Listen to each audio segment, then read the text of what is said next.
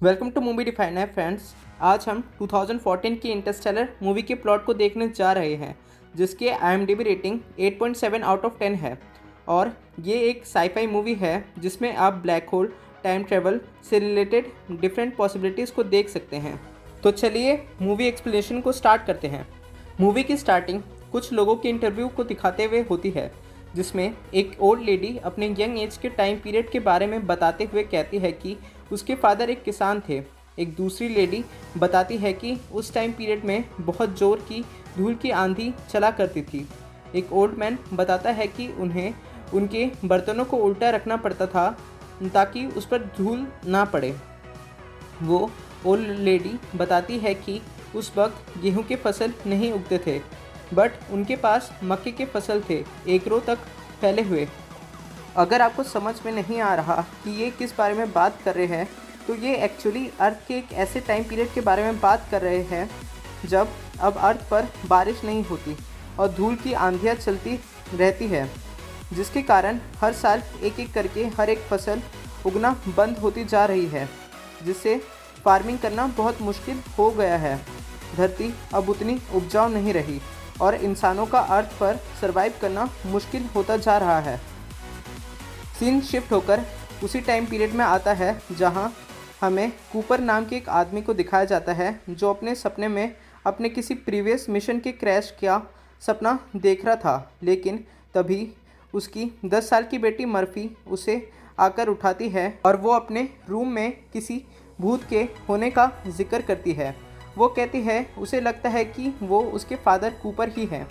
उसके फादर इसको कुछ खास सीरियसली नहीं लेते। वो कहते हैं भूत भूत कुछ नहीं होता और उसे अपने रूम में जाकर सोने को कहते हैं। नेक्स्ट मॉर्निंग ब्रेकफास्ट के टाइम कूपर की बाकी की फैमिली को दिखाया जाता है, जिसमें हम उसके बड़े बेटे और उसके फादर इन लॉ को भी देख सकते हैं। इससे पता चलता है कि मर्फी की मॉम की डेथ हो चुकी है। मर्फी उस वक्त फिर से उस भूत का जिक्र करती है जो उसके बुक्स और सामानों को गिराता रहता है। उसे लगता है वो भूत उनसे कम्युनिकेट करना चाहता है।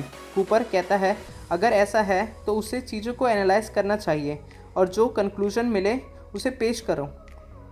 उस दिन मर्फी और उसके ब्रदर का पेरेंट्स टीचर मीटिंग था, तो कूपर अपने बच्चों को लेकर उसके स्कूल के लिए निकल पड़ता है। रास्ते में उन्हें 10 साल पुराना इंडियन एयरफोर्स का ड्रोन दिखता है, जो सम रीज़न अब नीचे आ चुका था।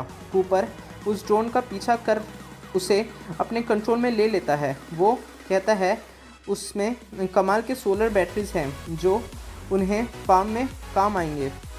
वहाँ से वो मर्फी के स्कूल में पहुँचता है, जहाँ दोनों बच्चों के टीचर्स से कूपर मिलता है। उसके बेटे के सर उसे बताते हैं कि उसके बेटे के ग्रेड्स कम हैं, वो बहुत अच्छा किसान बनेगा। एक्चुअली इस टाइम वर्ल्ड को किसानों की सबसे ज़्यादा ज़रूरत होती है रेदर देन किसी इंजीनियर या पायलट की, और कॉलेज सिर्फ उन बच्चों को भेजा जाता है जिनके ग्रेड्स काफ़ी अच्छे होते हैं, क्योंकि इस वक्त रिसोर्सेज बहुत कम हैं। यहाँ मर्फी के टीचर कूपर से कहते हैं कि अक्सर उसकी क्लासमेट्स से लड़ाई होती रहती है। वो क्योंकि उसके पास कूपर की एक बुक होती है, उसमें अपोलो मिशंस के बारे में लिखा रहता है, जो कि उन स्कूल वालों ने अब करेक्टेड वर्जन्स के साथ बदल दिया होता है, जिसमें नासा के बारे में साइंटिफिक थिंकिंग ये है कि अपोलो मिशंस फेक थे, सिर्फ सोवियट्स को बैंकरप्ट करने के लिए।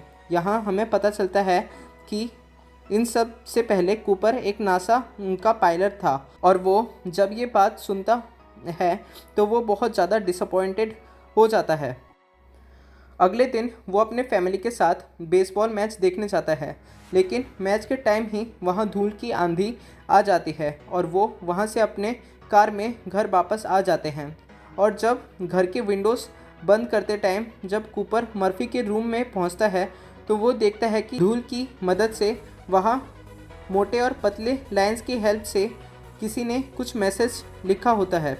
मर्फी कहती है ये उसी भूत ने किया होगा। सो कूपर भी इसको स्टडी करने बैठ जाता है। ये मैसेज आखिर कह क्या रहा था? आखिर कूपर इसे सॉल्व कर लेता है। ये बाइनरी में एक जगह के कोऑर्डिनेट्स होते हैं। कूपर उसे मैप में मार्क कर लेता है और वहाँ के लिए निकल पड़ता है, लेकिन मर्फी भी कार में छुपकर उसके साथ आ चुकी होती है। वो जब उस लोकेशन पर पहुंचते हैं तो उन्हें वहां पता चलता है कि ये एक सीक्रेट नासा इंस्टॉलेशन है जिसे प्रोफेसर जॉन ब्रैंड सीक्रेटली चला रहे हैं। प्रोफेसर ब्रैंड कूपर को बताते हैं कि हर साल एक क्रॉप मरती जा रही है क्लाइमेटिक कंडीशंस और डस्ट स्टॉर्म्स की वजह से। धरती से हमेशा के लिए वो क्रॉप्स ख़त्म होती जा रही हैं।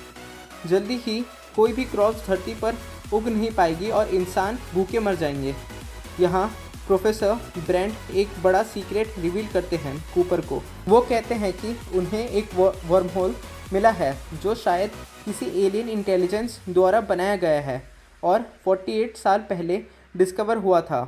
हमें दूसरी गैलेक्सी के नए प्लैनेट्स तक जो हमसे कई लाइट ईयर्स दूर है वहाँ तक ले जा सकता है, जहाँ इंसानियत के बचने की उम्मीद हो, जहाँ वो फसल उगा सके और उनके सर्वाइवल करने के चांसेस ज़्यादा हों।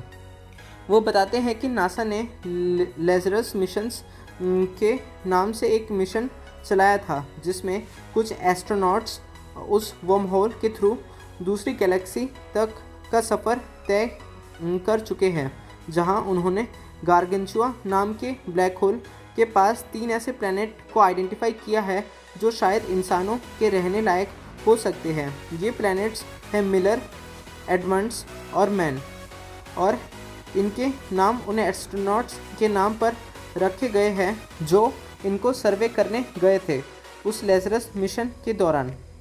शुरुआत में 12 एस्ट्रोनॉट को 12 अलग अलग वर्ल्ड्स पे भेजा गया था। उनकी स्पेसक्राफ्ट्स में हाइबरनेशन कैपेबिलिटीज़ थी जिससे वो एस्ट्रोनॉट्स डिकेड्स तक जिंदा रह सकते थे और अर्थ को हैबिटेट डाटा भेजने के बाद रेस्क्यू का इंतज़ार कर सकते थे। लेकिन अगर किसी प्लैनेट को अनहैबिटेबल डिक्लेयर किया गया तो रेस्क्यू का कोई प्लान नहीं था, क्योंकि अर्थ के पास इतने रिसोर्सेस नहीं थे कि वो फिर से सभी 12 प्लैनेट्स को विज़िट कर सके। अब प्रोफेसर ब्रैंड कूपर को स्पेसक्राफ्ट एंड्योरेंस का पायलट बनने के लिए रिक्रूट करते हैं। उनका मिशन ये है कि उन तीनों प्लैनेट से एस्ट्रोनॉट्स के डाटा को रिकवर करें। अगर उनमें से कोई प्लैनेट हैबिटेबल पाया गया तो इंसानियत बाद में स्पेस स्टेशंस जिसको रॉकेट की फॉर्म में बनाया गया होता है उनके ज़रिए उस प्लैनेट पर शिफ्ट कर सकती है। लेकिन यहाँ पर एक बहुत बड़ी समस्या है। प्रोफेसर ब्रैंड के पास अभी तक ग्रेविटी के इस प्रॉब्लम का कोई सॉल्यूशन नहीं है कि कैसे इतने बड़े स्पेसक्राफ्ट में पूरी इंसानियत को लेकर स्पेस में उठा कर उस आइडेंटिकल हैबिटेबल प्लैनेट तक ले जा सके। इसलिए उन्होंने एक बैकअप प्लान बनाया है जिसे प्लान बी कहते हैं। प्लान बी यहाँ ये है कि उस आइडेंटिफाइड प्लैनेट पर ह्यूमन एम्ब्रॉयस का एक पॉपुलेशन बॉम्ब गिराया जाएगा। एंड्योरेंस स्पेसक्राफ्ट में 5000 ह्यूमन एम्ब्रॉयस कैरी किए जाएंगे। इनमें से पहले 100 एम्ब्रॉयस को इंक्यूबेट किया जाएगा और जब वो बड़े हो जाएंगे तो उन्हें आर्टिफिशियली इंसेमिनेट करके कुछ ही डिकेड्स में एक बड़े से कॉलोनी का निर्माण किया जा सकेगा जिसमें हंड्रेड्स ऑफ ह्यूमंस होंगे। प्रोफेसर ब्रैंड कूपर को बताते हैं कि वो इस मिशन पर जाए एज वो पहले नासा का पायलट रह चुका है एंड उन्हें हैबिटेट प्लैनेट को ढूंढने में मदद करे और वो तब तक ग्रेविटी के प्रॉब्लम को सॉल्व कर लेंगे जिससे इंसानियत, जिसमें कूपर के बच्चे, उसकी फैमिली भी शामिल है, उनको बचाया जा सकेगा। अब ये सुनने के बाद कूपर का मिशन पे जाना ज़रूरी हो जाता है एज नासा को बंद करा देने के कारण उनके पास प्रोफेशनल स्पेस पायलट्स नहीं थे। सो कूपर मान जाता है, लेकिन उसका डिपार्चर मर्फी के लिए बहुत ही हार्ट ब्रेकिंग होता है। वो इतना दुखी हो जाती है कि कूपर के साथ उसका जुड़ाई भी अच्छी टर्म्स पर नहीं होता। अब एंड्योरेंस स्पेसक्राफ्ट पर कूपर की टीम बन जाती है। उनके साथ होती है प्रोफेसर ब्रैंड की बेटी बायोटेक्निसिस्ट एमिलिया और 2 साइंटिस्ट रोमेली और डोयल। टीम में 2 रोबोट्स भी होते हैं। एक का नाम होता है टार्स और दूसरे का केस, जो उन्हें इस मिशन में मदद करेंगे। जब कूपर एमिलिया से उनके पिछले लेज़रस मिशन के बारे में पूछता है तो एमिलिया उसे बताती है कि डॉक्टर मैन वो लीडर थे जिसने प्रोत्साहित करके उस मिशन की इम्पोर्टेंस को समझाते हुए 12 ब्रेव लोगों को अनचार्टेड टेरिटोरी में ले गए थे हैबिटेट प्लैनेट के एक्सप्लोरेशन के लिए। एमिलिया कहती है कि वो डॉक्टर मैन की बहुत इज्जत करती हैं क्योंकि उन्होंने बहुत बड़ा रिस्क उठाया था इंसानियत के फ्यूचर के लिए अपनी जान की परवाह किए बिना। अब ये टीम वर्महोल में एंटर करती है। अब जिसको वर्महोल के बारे में नहीं पता उसको मैं बताना चाहूँगा कि वर्महोल एक थ्योरेटिकल कॉन्सेप्ट है जिसे आइंस्टाइन रोजन ब्रिज भी कहा जाता है। इसका बेस आइंस्टाइन की जनरल थ्योरी ऑफ रिलेटिविटी पर है। समझने के लिए सोचो कि स्पेस टाइम एक फैब्रिक जैसा है। अगर तुम दो अलग अलग पॉइंट्स को डायरेक्टली जोड़ना चाहो तो नॉर्मल स्पेस टाइम में तुम्हें सीधा रास्ता लेना पड़ेगा जो काफ़ी लंबा हो सकता है, लेकिन अगर तुम उस फैब्रिक को फोल्ड कर दो तो दो डिस्टेंट पॉइंट एकदम पास आ सकते हैं। वर्महोल बेसिकली यही करता है। यह एक टनल क्रिएट करता है जो दो अलग अलग पॉइंट्स को डायरेक्टली कनेक्ट कर देता है, जिससे ट्रैवल टाइम काफ़ी कम हो जाता है। इस टनल का एक माउथ एक पॉइंट पे होता है और दूसरा माउथ किसी और पॉइंट पे।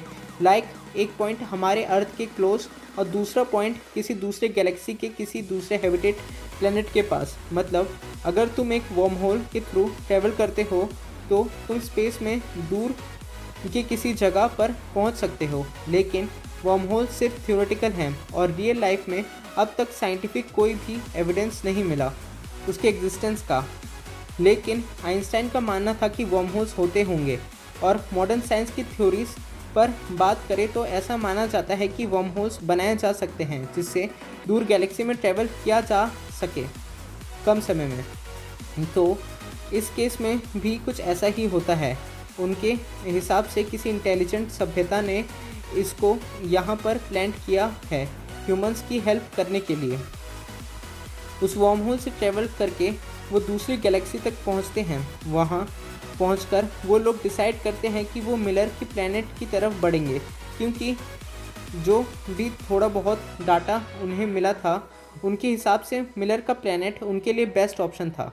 लेकिन अब यहाँ पर भी एक प्रॉब्लम थी, वो ये कि ये प्लैनेट गार्गेंचुआ ब्लैक होल के इतने करीब है कि वहाँ पर ग्रेविटेशनल टाइम डायलेशन का इफ़ेक्ट होता है।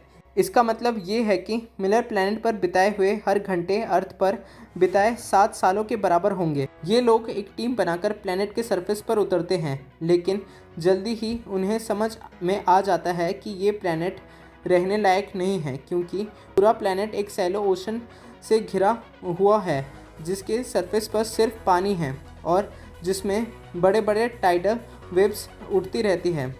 एमिलिया मिलर के डाटा को रिकवर करने की कोशिश करती है, लेकिन तभी एक बड़ी वेव उनके एयरक्राफ्ट तक आ जाती है। वो लोग भाग कर क्राफ्ट में चढ़ने की कोशिश करते हैं, लेकिन डोयल क्राफ्ट में चढ़ पाता उससे पहले ही उसे पानी का वेव अपने साथ ले जाता है और वो मर जाता है। यहाँ शटल में भी पानी घुस चुका था जो डिपार्चर के टाइम को डिले कर देता है। और जब बाकी टीम वापस एंडोरेंस पर लौटती है तो पता चलता है कि ज़मीन यानी अर्थ के 23 साल गुजर चुके हैं। अब मर्फी बड़ी हो चुकी है और डॉक्टर ब्रेंट के साथ काम कर रही है जो अब बहुत बूढ़े हो गए हैं। वो दोनों मिलकर ग्रेविटी इक्वेशन को सॉल्व करने की कोशिश कर रहे हैं जो प्लान ए के हिसाब से इंसानियत को अर्थ से उठाने और दूसरे प्लैनेट पर बसाने के लिए ज़रूरी है। यहाँ अर्थ का सीन दिखाया जाता है जहाँ अब भी लोग अपने सर्वाइवल को लेकर बहुत स्ट्रगल कर रहे थे। यहाँ जब डॉक्टर ब्रेंट अपनी मौत के करीब होते हैं तब वो एक बड़ा राज रिवील करते हैं। वो बताते हैं कि उन्होंने ग्रेविटी प्रॉब्लम को बहुत पहले ही सॉल्व कर लिया था और उन्हें इससे ये पता चला कि ये प्रोजेक्ट इम्पॉसिबल है।